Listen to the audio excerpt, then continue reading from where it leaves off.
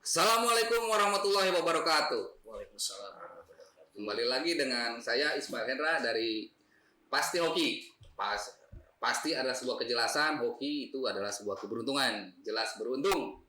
Ah, Kali ini saya ditemani oleh Kang Japra. Kang Betul. Japra. Panggilan mungkin atau nama asli? Panggilan. Panggilan. Panggilan. Oh, panggilan. Nanti nama aslinya akan dijelaskan. Siap. Informasinya Kang Japra ini salah satu seniman Sukabumi. Nah, untuk mencari tahunya lebih lanjut, Kang Japra ini bergerak di bidang seniman. Seniman itu kan banyak, ada seni rupa, seni lukis, seni musik, dan seni-seni yang lain, seni budaya atau bagaimana. Ya, kita langsung aja kita ngobrol dengan Kang Japra. Bergerak di bidang seni apa nih sebetulnya yang digeluti ini dari apa? Baik, terima kasih Kang. Jadi hari ini saya diundang oleh Pasti Hoki untuk ngobrol di sini.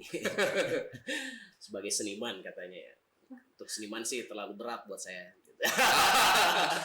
Tapi intinya memang dalam keseharian saya bergelut ya di bidang bambu. Salah satu untuk istilahnya membuat karinding. Karinding itu Karinding sejenis alat musik dari sejenis bambu alat yang musik. yang dipukul. Jadi saya mengeksplor dengan teman-teman, bahkan ini sudah 8 tahun yang lalu dengan teman-teman kita banyak grup yang namanya Karasukan, Karinding Sukabumi Ngahiji. Oh, Itu konsen bukan. bukan kesurupan. Karasukan Karinding Sukabumi Ngahiji selama 8 tahun. Dan sampai sekarang masih eksis untuk mengeksplor kegiatan-kegiatan dalam bentuk seni musik. Karena tadi kan seni itu kalau saya pribadi sih membagi ada 3 gitu kan. Ya. Seni itu ada seni musik, dalam bentuk seni suara gitu. Ya. Kemudian ada seni rupa dan seni gerak. Ya, Seni kalau rupa dan secara teori kan banyak ya jenis seni gitu. Betul. Cuman saya sih istilahnya menyimpulkan bahwa seni itu cuma 3 gitu kan. Kalau saya pribadi yang tadi ada yang bentuknya seni suara, kemudian seni gerak dan seni rupa ya. Seni suara bisa dengan bernyanyi, Ya. dengan suara bunyi-bunyian. Kemudian seni gerak kalau untuk di Sukabumi banyaklah dalam seni teater, tari kemudian jaipongan sebagai Pantomim. Jadi kebetulan saya bergerak di seni alat musik yaitu karinding. Sejak kapan kah? Kalau karinding sendiri saya itu sekitar 8 tahun yang lalu saya mulai berkiprah dengan teman-teman. Akhirnya sempat terbentuk itu ya 8 tahun yang lalu tersebut kita membentuk Karasukan, mengeksplor terkait karinding.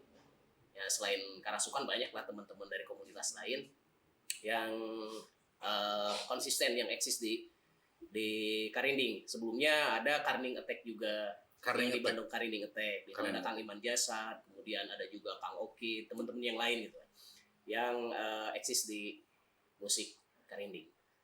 Jadi 8 tahun lah perjalanan yang sebenarnya sebentar. Sengaja atau memang direncanakan? Tidak disengaja apa memang direncanakan itu? Awalnya hobi. Hobi.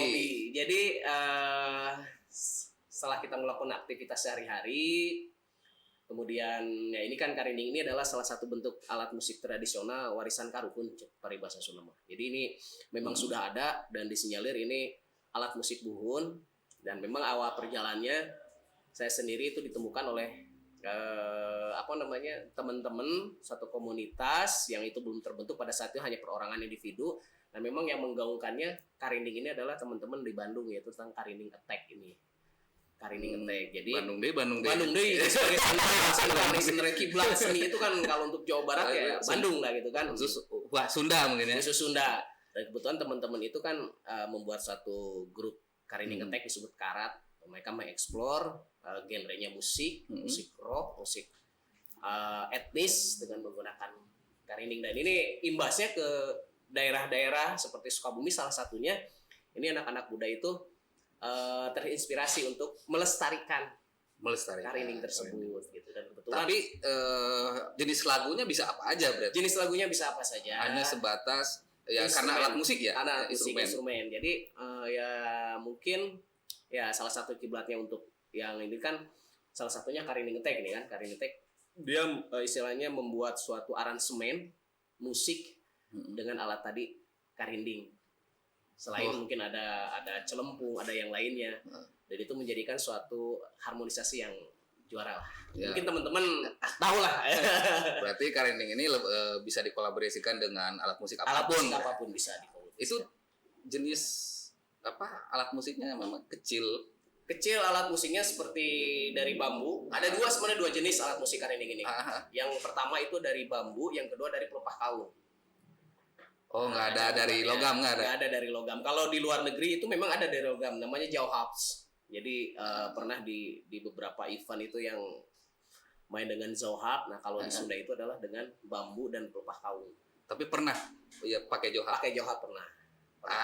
Ada perbedaannya nggak? Perbedaannya mungkin karena tadi dari Suara. struktur, dari suara. Kalau dengan logam berbeda gitu kan.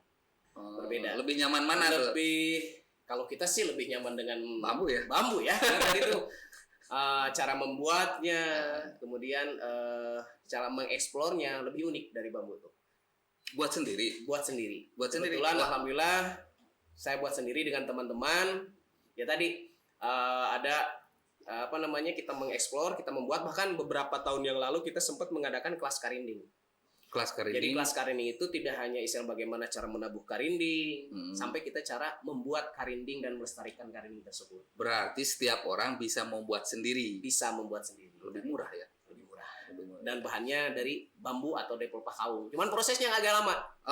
Jadi ketika kita nebang nggak bisa langsung dipakai. Ada dalam prosesnya itu kita proses diporang. Jadi setelah nebang itu kita jemur dulu 3 bulan. Kemudian kita baru pisahkan, kemudian kita proses lagi. Minimal setelah ditebang itu kita 1 tahun atau 1,5 tahun baru kita proses untuk bisa membuat satu alat musik karinding. Dalam proses 1 tahun itu dijemur atau ada yang dijemur, ada yang didiamkan, ada yang istilahnya disimpan dina mun bahasa Sunda dina parasena gitu. Yang jelas itu tidak langsung diproses ketika diambil, biar kadar airnya lebih istilahnya lebih hilang lah, lebih kering seperti itu. Atau kunanta pakai open gitu. Beda kan. Oh, beda. Itu mah dipaksakan ya. Jadi uniknya ini mungkin pengalaman saya uniknya gitu kan. Dalam membuat proses karinding ini, ini ada suatu istilahnya nilai filosofis esensi dalam membuat karinding tersebut. Bisa ditebang pas waktu pohon bambu itu tebang, kemudian kita buat. Prosesnya seperti tadi dipaksakan atau diopen, tapi hasilnya akan berbeda. Hasilnya akan berbeda dari kualitas suaranya, kemudian dari cara membuatnya. Karena kan cenderung kalau misalnya kadar airnya masih banyak, suara itu nggak muncul. Dan cepat rapuh nggak? Dan satu cepat rapuh. Kemudian ini kan ada prosesnya itu yang lama, itu yang membuat unik. Makanya ada beberapa teman-teman yang tidak dalam pembuat karinding tidak menjual karinding istilahnya. Tidak menjual karinding karena karinding tidak diperjualbelikan gitu kan. Ada yang seperti itu karena tadi prosesnya ini cukup unik. Jadi tidak dalam bisa membuat massa kemudian dipasarkan, tapi cek bayi bahasa Sunda mah main aja ngeruhna lah gitu. Tapi bener produksi mah bisa, produksi bisa. Cuman ya tadi tidak bisa diproduksi secara massa karena di satu sisi kita bisa membuat, nih pengalaman saya satu sisi dalam 1 jam kita bisa membuat, kadang bisa membuat sekaligus 4 karinding. 4 karinding, tapi di satu sisi, di sisi lain bisa di waktu tertentu. Sampai hari ini saya 2 tahun belum pernah membuat karinding. 2 tahun. 2 tahun sampai 2 tahun ini vakum saya tidak membuat karinding. Jadi mainnya ini gitu. Jadi mood gerhayang. Mood gerhayang, mood. Nah, ketika nggak mood, ketika ada pisau, raut semuanya, ketika misalnya kita moodnya kita jalan, ruhnya lagi bagus, kita rutin bisa sampai 4, tapi ketika moodnya lagi jelek, ya udah, karena hasilnya pun akan berbeda. Ya. Biasanya seniman mah kumaha mood. Kurang lebih seperti itu kan kalau untuk karinding. Pernah ngadain event untuk karinding, untuk khususnya wilayah Kota Sukabumi, ya sebelum pandemi nih ya, berbicara sebelum pandemi. Kita suka melakukan event-event. Biasanya teman-teman manggung lah di beberapa festival-festival. Ya walaupun istilah festivalnya selingkuh kota. Karena kan kultur di Sukabumi ini unik ya, kota atau kabupaten. Apalagi kalau misalnya acara kenaikan kelas. Salah satunya itu acara kenaikan kelas. acara Saman, kenaikan samanan. bahasa Saman. Saman. Nah itu kita bisa mengisi acara-acara di sana. Dan terlebih sih sebenarnya bukan hanya acara tampilan saja sih kalau untuk teman-teman, tapi lebih cenderung ke edukasi. Nah, edukasinya di Edukasinya terkait karinding tersebut. Jadi alat musik yang saya pribadi menilai adalah alat yang hebat gitu kan, alat yang aku sebagai istilahnya warisan dari nenek moyang kita yang harus kita lestarikan dan mempunyai nilai yang lebih, bahkan sampai ke nilai spiritual yang lebih. Jadi ketika manggung pun tadi ketika berbicara event kita manggung dan itu selalu teman-teman itu menyertakan terkait edukasinya bisa tadi memperkenalkan karinding, sejarah karindingnya, dibuatnya seperti apa, kemudian peruntukannya seperti apa. Walaupun banyak catatan bahwa karinding hanya sebatas alat musik. Dulunya alat karinding ini hanya untuk mengusir hama gitu kan.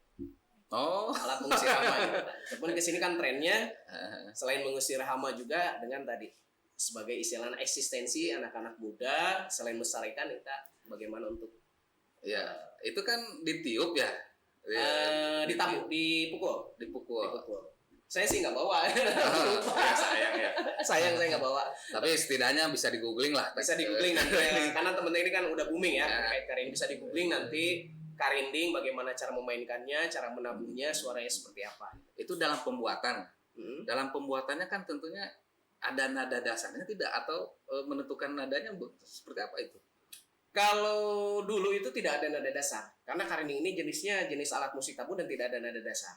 Tapi kalau sekarang ada beberapa yang explore teman-teman dengan menggunakan alat ya seperti gadget seperti ini, itu bisa diukur ketika kita satu ketuk itu bisa jadi nada dasarnya jadi E, jadi D, jadi B seperti itu. Cuman pas waktu nanti kita bermain sebenarnya ini lebih ke harmonisasi.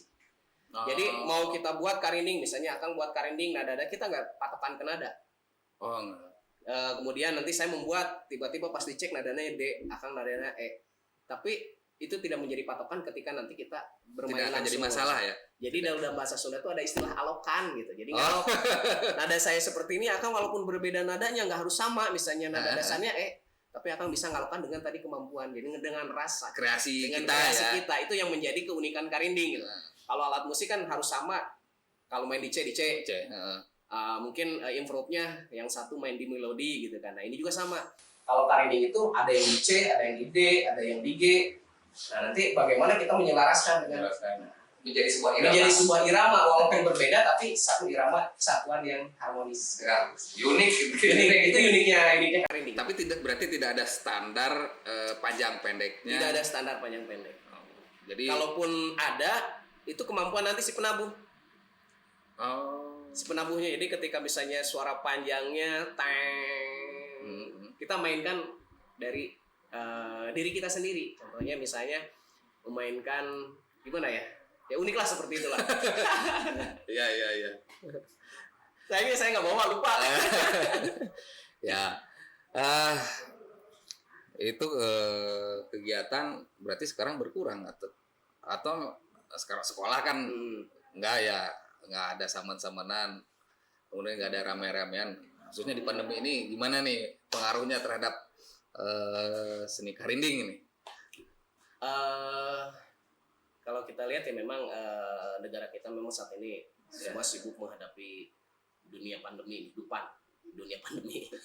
Otomatis ini ya mempengaruhi juga ya ke berbagai istilahnya sektor juga, salah satunya ya tadi ketika misalnya baik sektor ekonomi, sektor pendidikan, salah satunya tadi teman-teman yang di sekolah sekarang menjadi online ya gitu kan. Kemudian dari seni juga ini sangat mempengaruhi juga terkait ini, apalagi dengan sekarang kita bagaimana harus protokol kesehatan.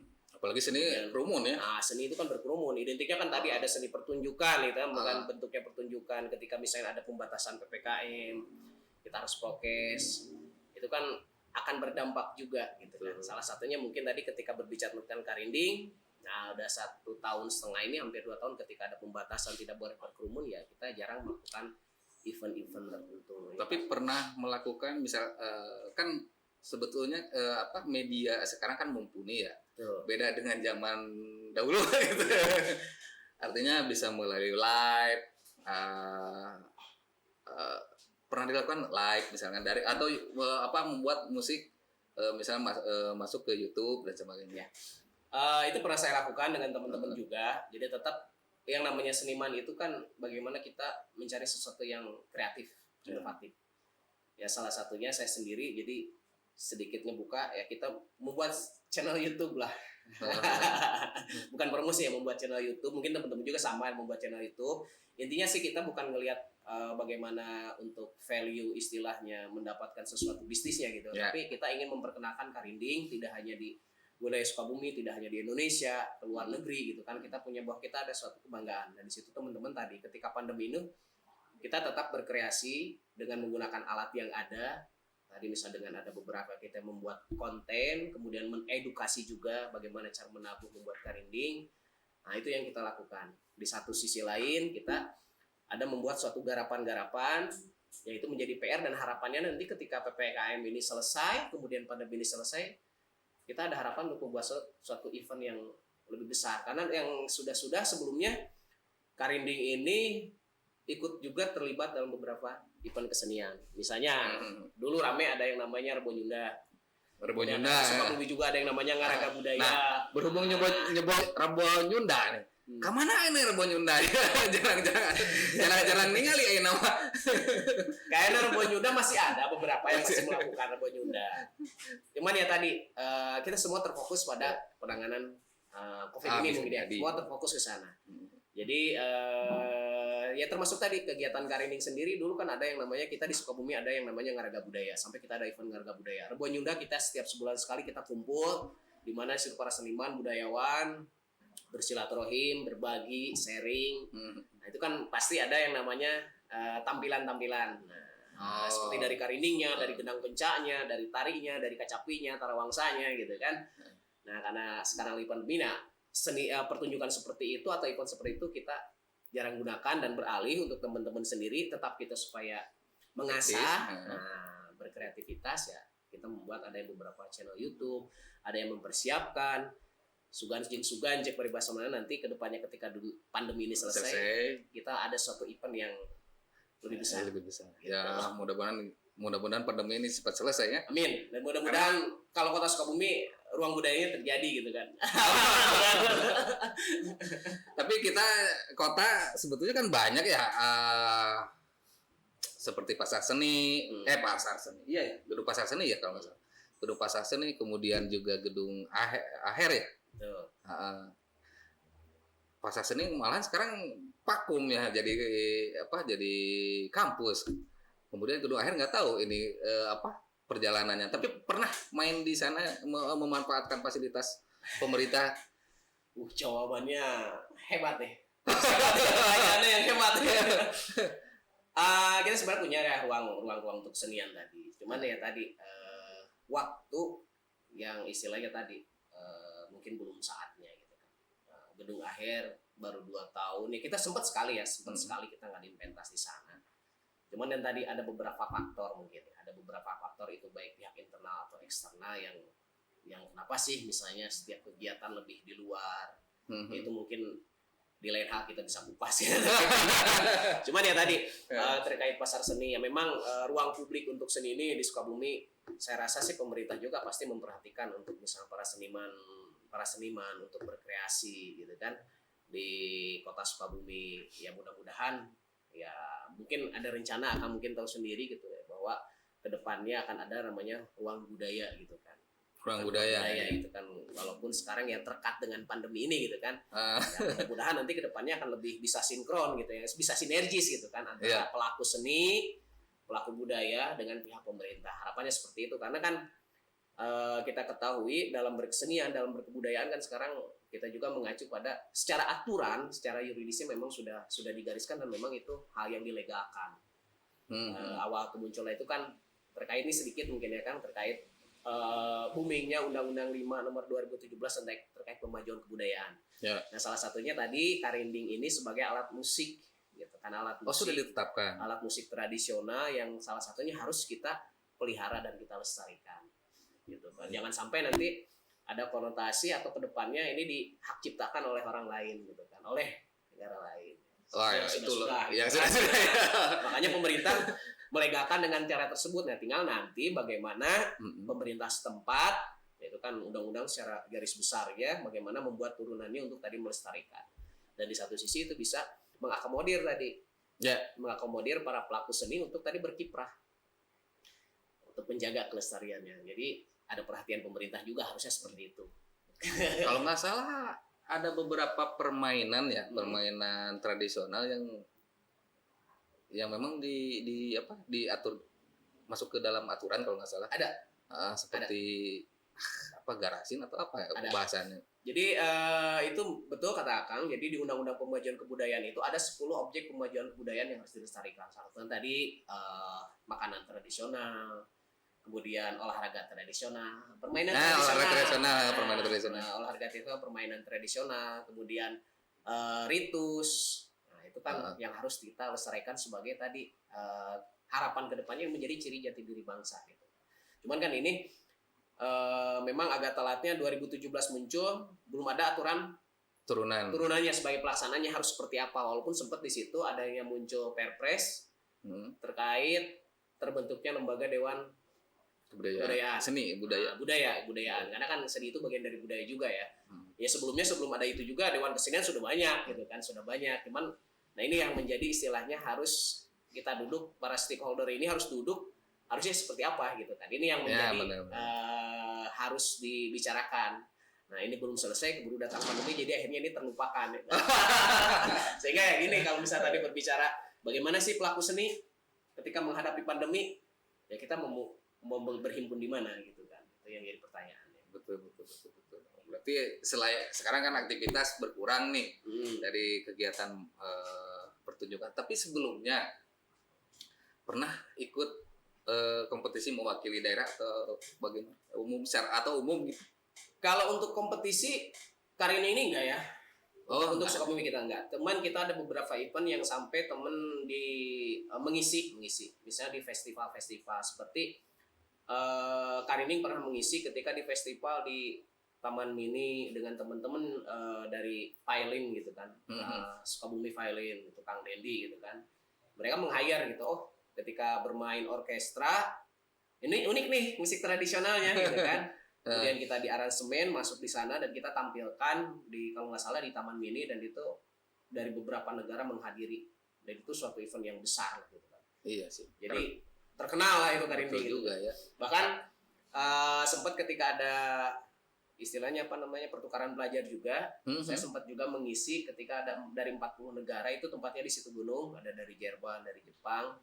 Kita mengisi materi terkait Karini dan mereka belajar Karini, belajar cara membuat Karini sampai bisa nabu, dan itu mereka excited banget gitu. Apalagi Jepang, bambunya banyak tuh. Sampai Karini yang sudah dibuat, sudah ada yang berangkat ke Jerman, sudah berangkat kemana, dan itu menjadi hal yang unik karena di mereka itu kan bambu itu kayak ini susah sekali gitu kan. Mereka lebih cenderung membuat dengan logam, walaupun pada kenyataannya mereka ada istilahnya, loh kok ini mirip dengan Jauhabs gitu kan. Tapi ini dibangunnya dari apa kan? Ini bukan logam loh, ini dari bambu. Mereka baru tahu berarti. Mereka makanya excited banget, itu jadikan bahan penelitian. Bahan penelitian dan kebetulan saya sempat dijadikan narasumber untuk tesis pembuatan karya tulis skripsi terkait biasanya anak-anak seni ya, anak-anak dari ISBI ketika mereka di satu akhir membuat skripsi, yaitu terkait mengangkat Karini alat musik.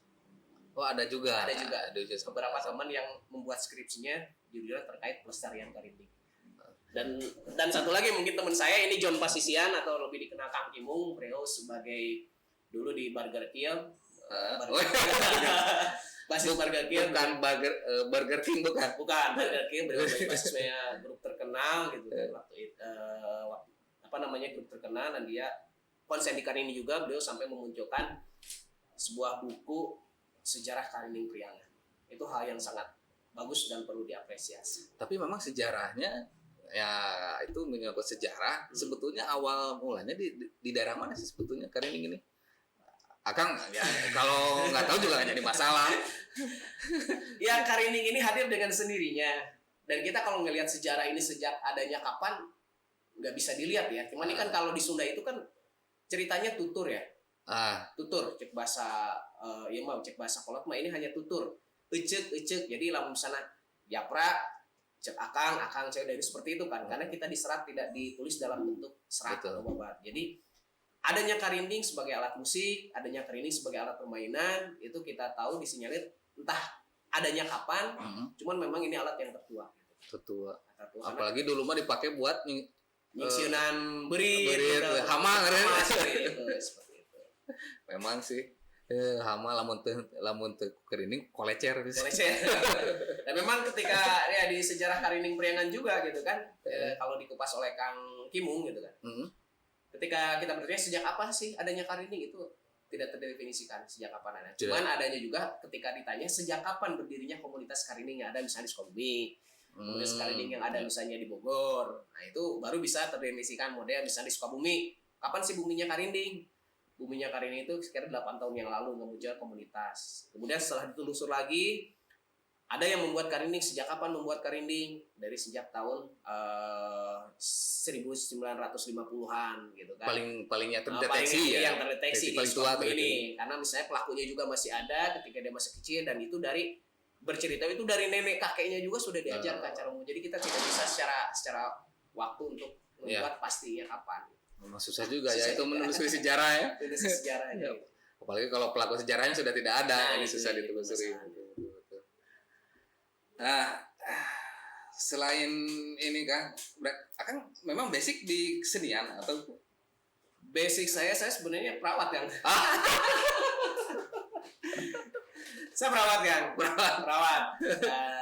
Cuman di sela-sela saya bertugas di salah satu rumah sakit pemerintah, saya lebih cenderung ya tadi di sela-sela kesibukan saya menyempatkan diri untuk tadi istilahnya kan mun bahasa Sunda mah ngarawat gitu kan. Ngarawat naon budaya ditinggal kolot gitu. Jadi kan ada istilah budaya ini kan jati diri bangsa. Nah, ini ya salah satu karindingnya. Karinding ini salah satu alat musik yang tadi yang harus kita lestarikan. Nah, dari berbagai daerah Jawa Barat ada komunitas karinding. Sukabumi, Bogor, Cianjur, banyak. Sejabar sudah ada. Sudah terkoneksi. Oh, alhamdulillah. Makanya kan itu ada perjalanan Kang Kimung ya. Saya ulas kembali Kang Kimung. Kang Kimung sampai membuat dia sejarah karinding Priangan. Jadi dia se-Jawa Barat, dia kumpulkan bagaimana cara nabuhnya juga, sampai beliau itu mengeksplor cara nabeuna di Tasik kumaha ya gitu kan. Cara nabeuna beda-beda gitu kan. Kemudian cara membuatnya seperti apa gitu kan. Itu sampai beliau eksplor ke sana, dan sampai beliau itu sampai ke luar negeri juga dengan istilahnya membandingkan dengan alat musik tabu. Misalnya dengan Jauhab ya, sampai ke Jerman kemana, sampai perjalanannya sampai sana beliau dalam penulisan buku. Sebuah literasinya. Beliau memang eksistensinya di situ karena ada kecintaan tadi. Oh iya karinding. Ya, memang sih beda. Kalau karasep mah lain gitu. Beda. Karena kita kalau di Kesundaan itu ada yang berpikir karinding nu ngajak nyaring, halang nu ngajak hudang gitu kan. Sangkan nyaring alam pikirna, hudang alam rasana, salawasna ngagem kaeling kanu maha kawasana. Jadi karinding ini tidak hanya sebatas alat musik, tapi ada secara filosofi dan secara spiritual yang mengubah tadi perilaku kita juga. Oh. Saya mah jarang-jarang gitu. Memang sih beberapa akhir-akhir ini memang kita juga ya saya pribadi sering lihat lah yang suka para pengamen kan sekarang para pengamen tidak sendiri ya, kadang kebanyakan grup ya, selain apa itu yang bukan Cirebonan apa yang itu tuh yang pakai yang sekarang kemarin kan booming ya, sempat booming ya yang Cirebonan apa Tasik ya kalau nggak salah, yang pakai paralon itu. Tasik. Ada juga yang ini yang pakai kirinding ya, ada di ya memang gimana ya, tapi ini kok jadi perawat gitu. Berarti rame tuh di rumah sakit. Rame. Intinya tetap jaga prokes aja. Betul. Tetap intinya jaga prokes. Walaupun dengan tadi istilah dengan kondisi seperti ini, kita sama-sama lah. Semua stakeholder, semua elemen, ya tadi lah, kita saling bahu-membahu, saling bantu-membantu tadi biar ini cepat selesai lah dengan tadi ya. Tetap apa yang disarankan, apa yang dianjurkan, kita ikuti progres seperti itu. Nah, terkait ya tadi juga gitu, bagaimana strategi-strategi yang harus kita lakukan juga gitu kan. Karena memang ini dampaknya terasa dari semua sektor, dari pihak pendidikannya seperti yang katakan, dari pihak senimannya juga. Banyak sekali lah. UMKM-nya juga banyak. Dengan 1,5 tahun ini kan wah merasuk banget. Dan kita harus bangkit gitu. Ya sih. Tetap namanya seniman itu tetap kita berkreativitas. Tadi ketika yang tadi Kakak katakan apa sih aktivitasnya?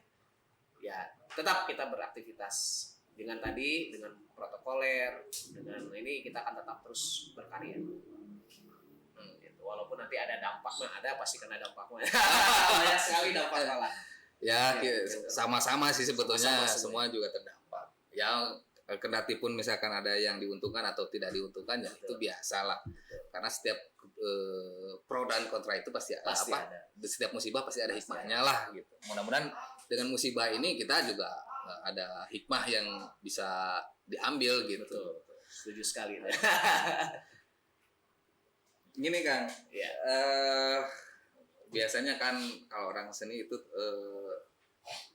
ya intinya pernah menciptakan sebuah lagu atau sejenis aransemen lagu atau pernah.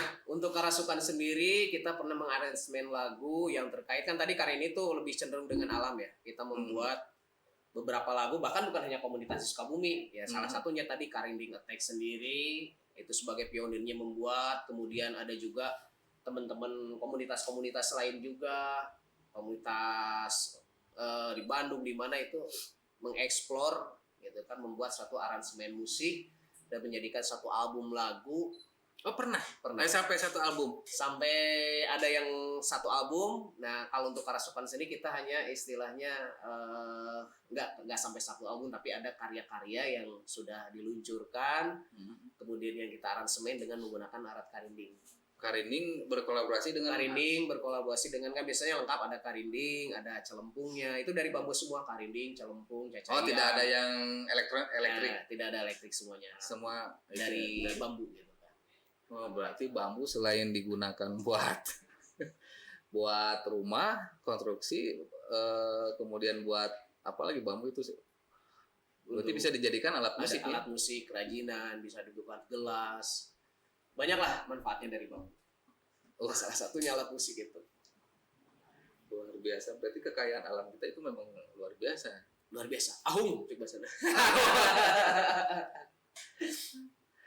Nah, yang sering dimunculkan dari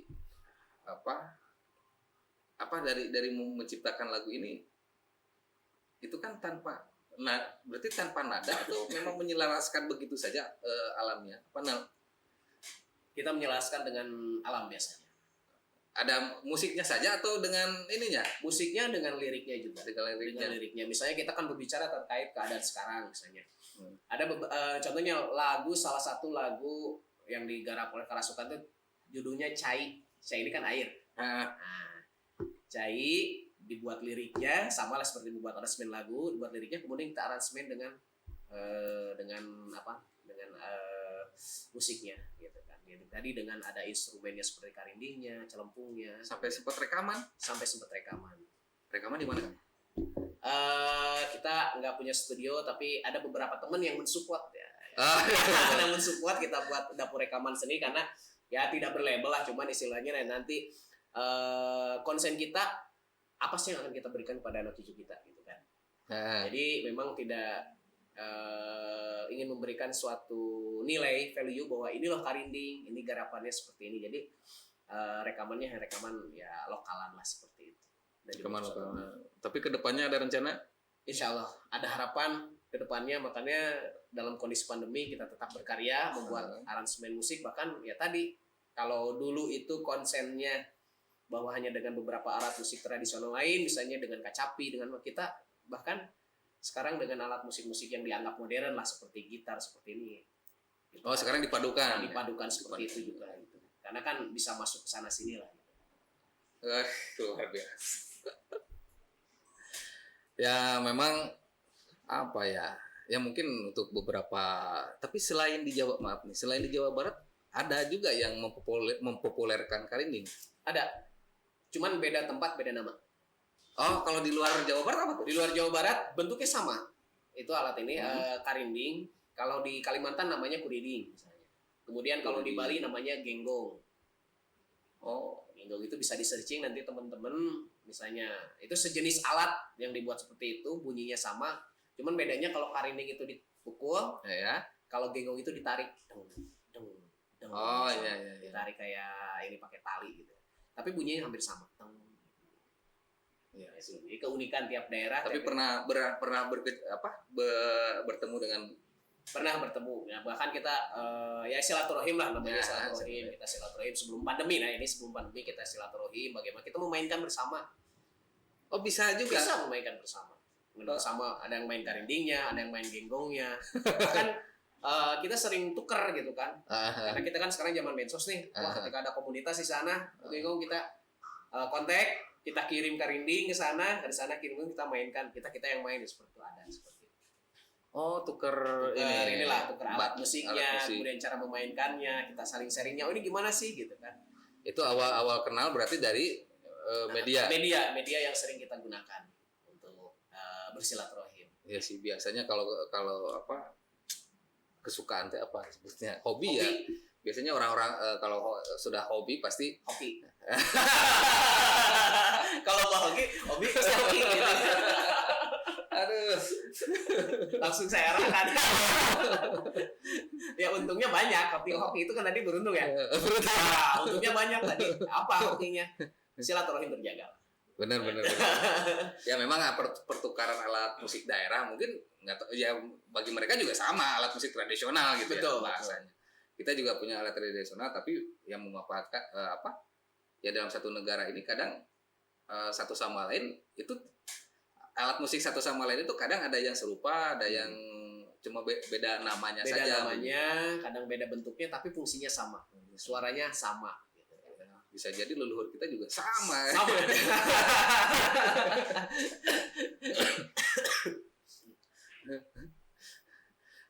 Berarti dari tahun 8 tahun ya? Yang lalu ya, sekitar tahun.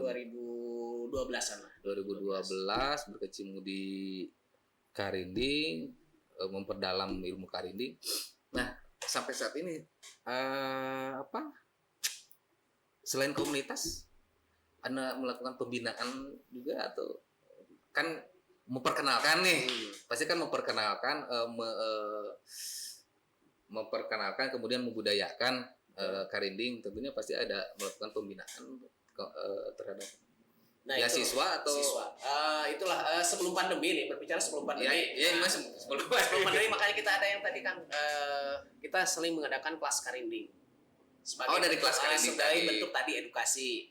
Ada kelas karinding. Kemudian ketika kita event juga, beberapa event istilahnya event lokalan, ketika samenan, itu ada edukasi juga sebagai bentuk pembinaan. Kalau rutinan bekerja sama misalnya salah satu sekolah atau membuka kelas itu kan bisa aja semacam membuka les ya. Apa itu sempat kita lakukan kurang lebih 4 tahun yang lalu lah. Ada beberapa sekolah yang istilahnya tertarik gitu kan terkait karinding. Nah, kita kerjasama. Jadi sebagai muatan lokal di acara di mulok di istilahnya sebagai seni budaya. Kita ajarkan murid-murid sekolah itu bagaimana cara membuat karinding, bagaimana cara ramunan, dan muncullah di situ banyak komunitas-komunitas karinding baru yang istilahnya anggotanya itu anak-anak SMA, anak-anak SMP gitu kan. Istilah mereka tertarik dengan karinding tersebut gitu kan. Dan mereka lebih excited, bahkan mereka bisa menciptakan di luar ini gitu kan, di luar nalar kita ketika mereka mainnya ada karindingnya orang memakai napak dengan santai, mereka bisa dengan balapnya. Jadi lagu rock.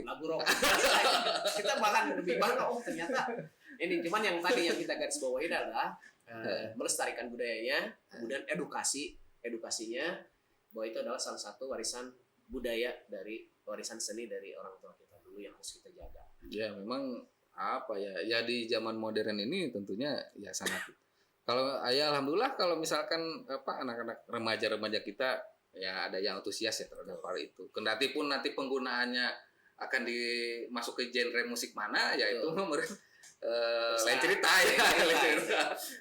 Dan kalau berbicara terkait pandemi ya tadi kita tetap mengeksplor, tetap ngaraut, tetap membuat karinding, kemudian kita juga bikin konten karena kan lebih banyak di rumah ya WFH daripada ini ya udahlah kita pakai handphone ini kita main karinding sebenarnya ini Ya, loh namanya betul. karinding ini lebih banyak seperti itu kita untuk tetap berkiprah untuk memperkenalkan karinding ini sebagai alat musik tradisional yang khususnya ada di Indonesia.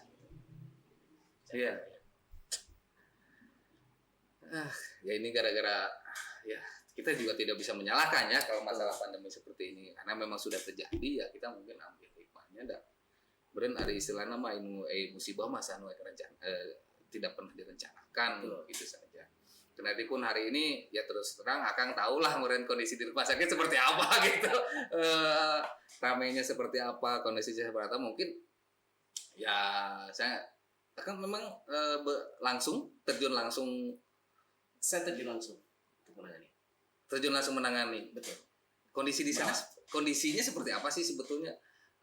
Apakah menyeramkan seperti berita isu-isu yang beredar ya di medsos terutama nih medsos kadang juga menyesatkan ini informasi di medsos itu banyak yang menyesatkan juga gitu kadang kan menakut-nakuti dan sebagainya ini kan juga walaupun memang ya ini sedikitlah cerita mungkin ya dari pengalaman Akang bukan berarti resmi kan seharusnya memang dari pemerintah kan bagusnya seperti itu kan tetapi mungkin ada pengalaman Akang ini bagusnya gimana apalagi sekarang kan mungkin ada bisa memberikan tips-tips juga buat teman-teman yang masyarakat Sukabumi yang isoman di rumahnya masing-masing harusnya seperti apa bagaimana jangan sampai yang sudah terjadi dengan peningkatan lonjakan kasus kemarin itu dapat malah melonjak lagi tidak harus segera dihentikan. Mungkin kondisinya seperti apa? Apakah lebih seram gitu? Karena kan isu-isu medsos nih yang menjadi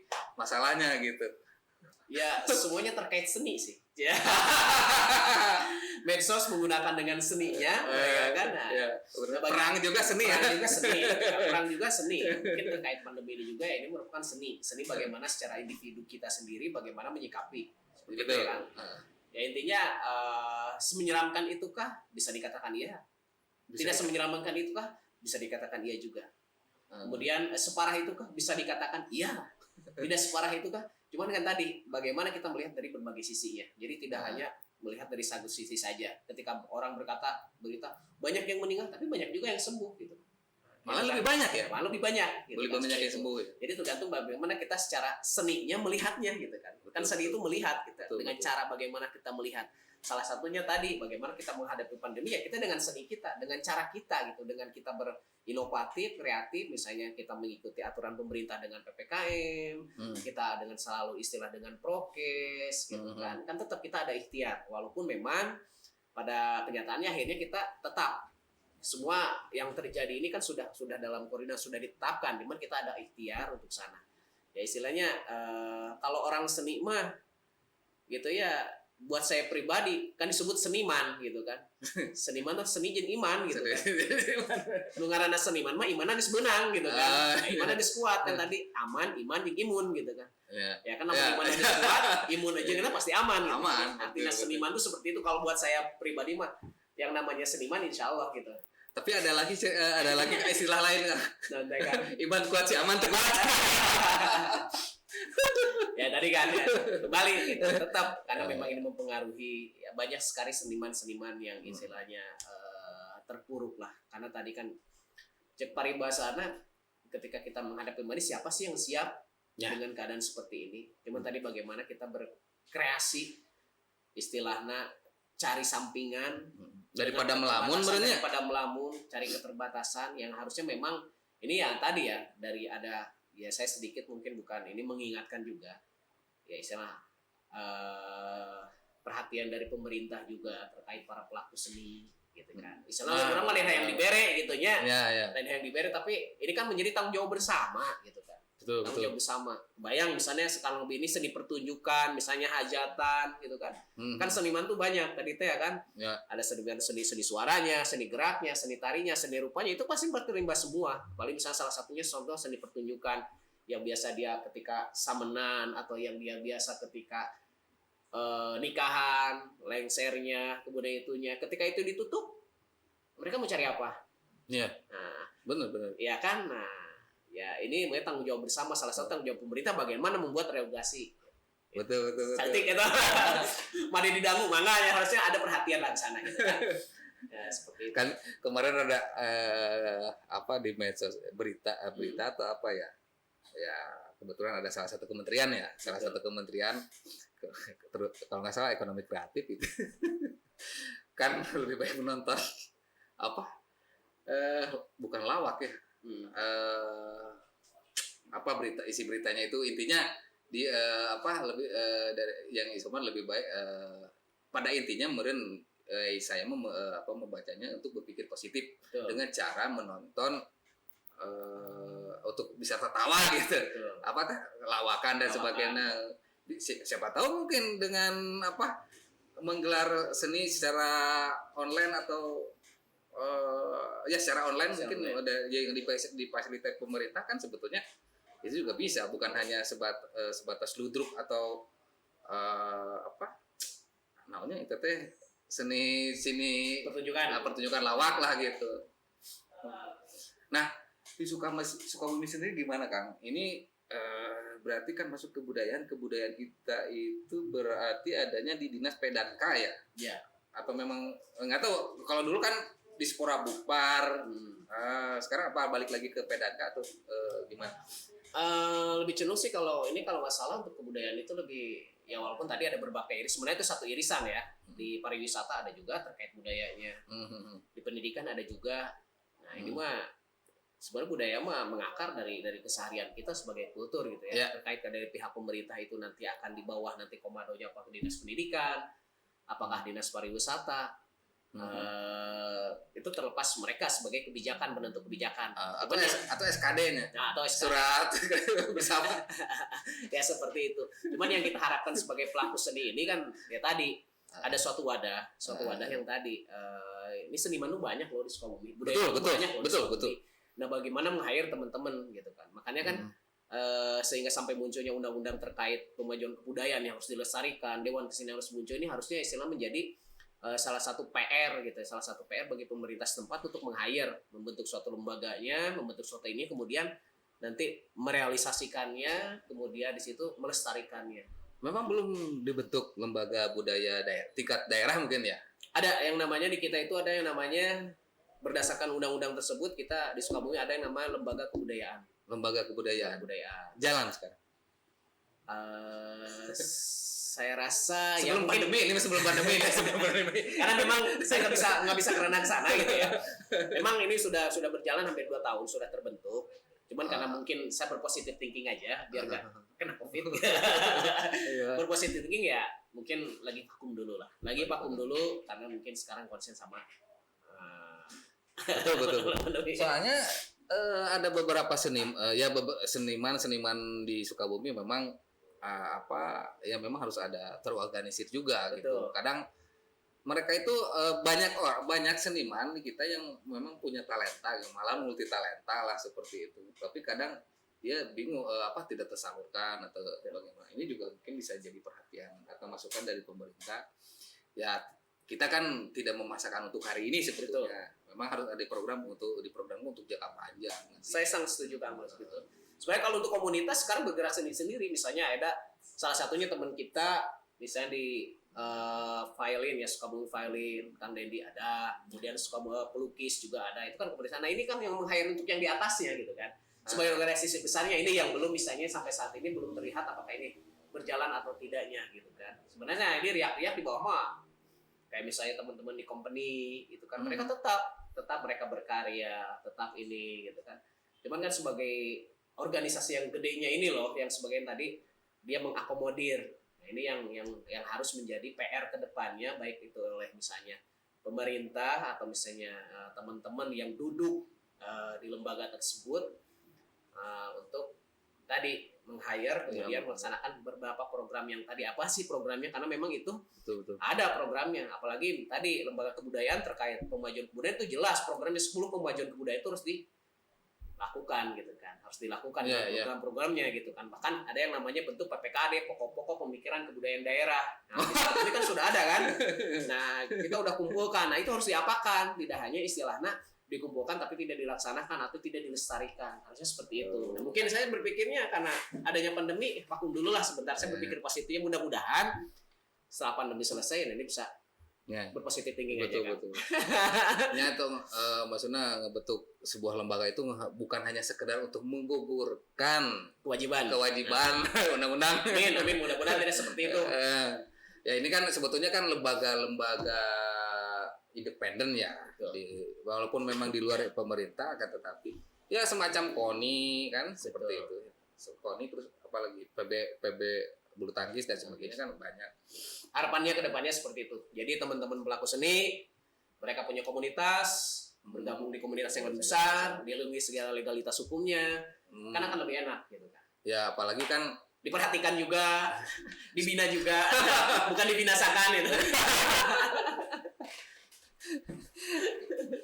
Ya memang kan ya tadi itu juga kita ada kekhawatiran kalau misalkan apa tadi TLT Karinding ini kan ini sudah memiliki hak paten apa tidak? Betul. Nah ini juga kan harus diperhatikan pemerintah juga, karena kan lembaga pemerintah kita juga ada kan HAKI ya.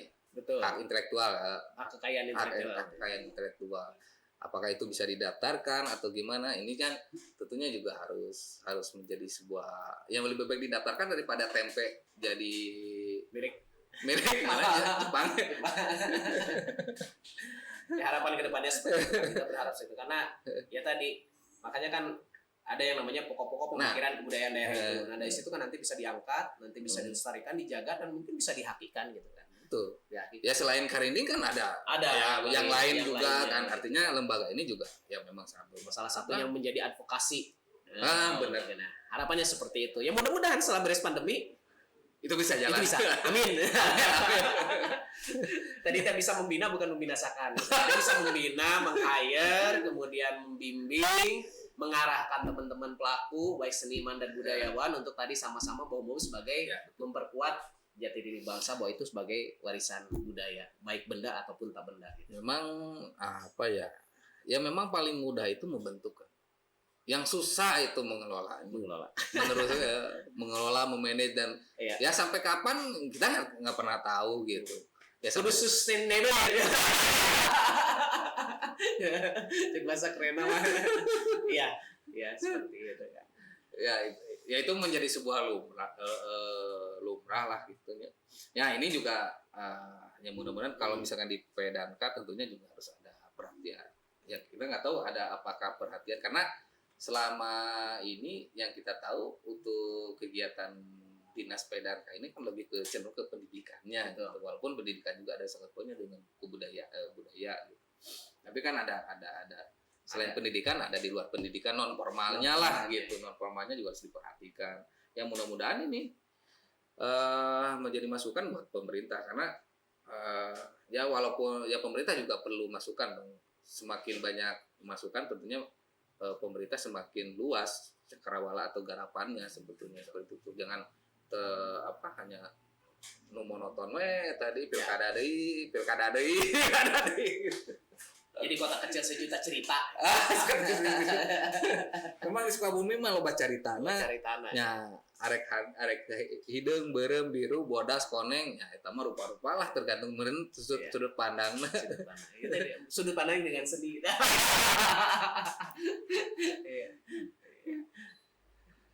Asli Sukabumi memang. Asli saya Sukabumi kan. Sukabumi. Orang tua memang berkecimpung di dunia budaya seni atau memang dulu kakek saya pemain rebab. Pemain rebab. Berarti ada silsilahnya turunan. Beda sekarang pemain rebab, saya pemain penabuh gitu. Bukan berarti kita harus sama kan? Harus sama. Ya seperti itulah. Tetap cinta hukum hanya mulasara gitu kan seperti itu. Ya hari hobi mah beda deui dah. tidak bisa dipaksakan. Tapi kan saya pernah dengar kalau nggak salah di Ridwan Kamil gitu, Pak Gubernur pernah ngomong hobi pekerjaan yang enak itu adalah hobi yang dibayar gitu. Hobi yang jadi hoki. Iya sebenarnya tinggal tadi inovatif, makanya seniman harus berinovatif. Ya kayak tadi lah, dengan main konten sedikit ya, dengan main konten kan bisa tadi 1,5 tahun dengan pandemi, kita lihatnya edukasi tanpa kita tahu ada notifikasi. Oh iya. Notifikasi udah transfer ke rekening. Seperti itu. Cuman kan bagaimana tadi seorang seniman itu mindsetnya.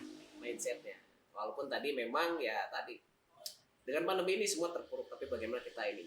Ya satu sisi ya tadi, selain harus ada perhatian pemerintah sebagai strateginya bagi individunya juga, kita harus tetap berkreasi. Syukur-syukur ketika kita berkreasi didukung juga oleh pemerintah. Oh itu lebih juga. Ya kan kita ini negara kesatuan, punya pemerintahan. Ya buat apa kita memilih kepala daerah atau memilih kepimpinan lah, petinggi negara kalau misalkan dia tidak mengayomi atau feedbacknya tidak ada, ya percuma, buat apa begitu. Lebih baik kita bubar saja lah. Ya, harapannya seperti itu. Jangan kalau bubar sih jangan juga, maksudnya artinya ya pimpinan pemerintah kita juga harus memperhatikan. Karena kan selain mengayomi kesejahteraan masyarakat itu salah satu di dalamnya itu adalah seni juga, budaya dan sebagainya. Kang, kemarin ada memberikan pencerahan lah kepada teman-teman pelaku seni ataupun siapapun, termasuk juga mungkin yang sedang isoman, ya mungkin akan bisa memberikan wejangan tips-tips yang kira-kira ini bisa mengangkat giro, karena kan kita harus berpikir positif, harus mempositifkan, bukan positif pandemi COVID-nya ya, tapi pikirannya dan emosionalnya, kemudian juga semangatnya juga harus bisa naik lagi supaya untuk meningkatkan imun gitu. Gimana ya? Oke. Ya mungkin ada dua yang saya untuk semua pesan mungkin ya, pesan. Satu mungkin buat teman-teman seniman budayawan yang ada di Sukabumi terkait dengan adanya pandemi ini semua terpuruk. Tetap bersemangat, tetap berkreativitas, tetap berinovatif, jangan patah semangat, dan semuanya pasti akan berakhir gitu kan. Tapi tetap berkarya. Karya ini ketika tidak bisa dimunculkan hari ini, itu bukan merupakan satu akhir, ini bisa disimpan nanti. Nabung semangat. Karena tadi seniman mah nggak gunakan seni karena keimanan gitu. Jadi iman kita yang kuat insya Allah. Jadi kita tetap berkarya. Walaupun dengan kondisi terpuruk seperti ini, kita mungkin ada yang beberapa yang tidak diperhatikan atau merasa termarginalkan. Sebagai seniman, ya kita kembali pada diri kita, tetap berkreativitas. Yang kedua mungkin banyak ini muncul gejolak karena ini kan PPKM juga sampai berjilid-jilid gitu, sampai 4. Ya mungkin ini lebih parah lagi ketika kemarin kan sempat kita ada new normal itu lebih ringan lah. Sekarang kan di sini lebih diperketat lagi, itu mempersempit jarak, mempersempit ruang gerak kita, sehingga banyak yang semakin terpuruk, bahkan ada yang misalnya sampai dijual alat-alatnya misalkan. Seperti itu. Temenan PLT jika nanti. Ya mungkin buat teman-teman tetap sabar, kemudian tetap berpositif thinking, tetap berkarya sebagai seniman, karena kita mainnya di sini gitu. Yang kedua mungkin terkait pemerintah juga, saya lebih cenderung istilahnya memberikan perhatian juga lah pada teman-teman seniman budayawan. Bukan kita ingin diberikan istilah sesuatu gitu, tapi dengan perhatikan seknya luas, perhatiannya dengan meng-hire-nya dengan ini, itu akan lebih istilah membuat regret sehingga tidak terjadi gejolak, karena itulah fungsi akan mengayomi itu ya. Jadi perhatian pemerintah, ada harapan besar bagi teman-teman seniman budayawan khususnya di Kota Sukabumi, bagaimana misalnya hasanah kultur budaya Sukabumi ini bisa ngelatih, dan berarti harus ada dukungan dari pemerintah juga. Dalam bentuk dukungannya tadi mengayomi, kemudian memberikan support juga. Bukan hanya sebatas moral ya. Sebatas moral gitu. Tapi juga dengan material juga. Kalau moral aja ya hormat lah. Ya seperti itu kan. Jadi ada dua pesannya pada pemerintah. Ya, kita tidak mengharapkan, cuman ya diaping di jari teh lain usaha deui gitu kan. Ya, Lain satu itu. Itu aja. Teman-teman buat seniman tetap prokes, Semangat. tetap berjuang, tetap berkreativitas. Saya yakin teman-teman seniman budayawan di Kota Sukabumi mah hebat. Amin. Ya, sebetulnya kadang kita juga harus mengilhami namanya ya selain mengilhami atau saat ini anggaplah kita sedang dengan kondisi pandemi ini kita memang sedang berjalan menanjak. Sesusah apapun, sesulit apapun sebetulnya kan kita dianjurkan saya sebagai seorang muslim itu dianjurkan untuk bersabar. Bersabar itu bukan berarti pasrah, tetapi juga berikhtiar melakukan sesuatu yang untuk menyelesaikan masalah ini. Kemudian juga selain bersabar kita juga yang benar hari mengalami musibah mah kudu kita mengucapkan innalillahi wa inna ilaihi rajiun, kemudian mendirikan salat, berdoa dan bersabar, berikhtiar tadi. Ketika kita hari ini sedang jalan menanjak, itu jangan khawatir. Di mana kita sedang jalan menanjak, pasti suatu saat kita akan mendapatkan turunan. Jalan yang menurun. Nah, inilah artinya jangan khawatir, jangan pesimis. Tetap kita harus optimis. Mudah-mudahan pandemi ini bisa terselesaikan dan tidak ada lagi penularan virus ini. Mudah-mudahan di Indonesia khususnya Sukabumi kasus Covid 0%. Amin. Tidak ada lagi kasus. Amin. Dari saya cukup sekian. Saya Ismail Hendra bersama Kang Japra di channel Pasti Hoki. Pasti ada sebuah kejelasan, hoki ada keberuntungan, jelas beruntung. Assalamualaikum warahmatullahi wabarakatuh. Waalaikumsalam.